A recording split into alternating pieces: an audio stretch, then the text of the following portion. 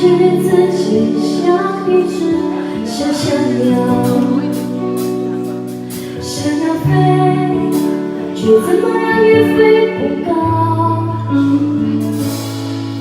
也许有一天我骑上了枝头，追求另一人的目标。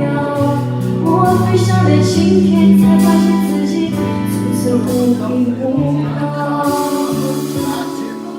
彼此到了夜深人静的时候，我总是睡不着。我怀疑是不是只有我的一个没有电的灯泡，未来会怎样？究竟有谁会知道？幸福是否只是一个传说，我永远都找不到。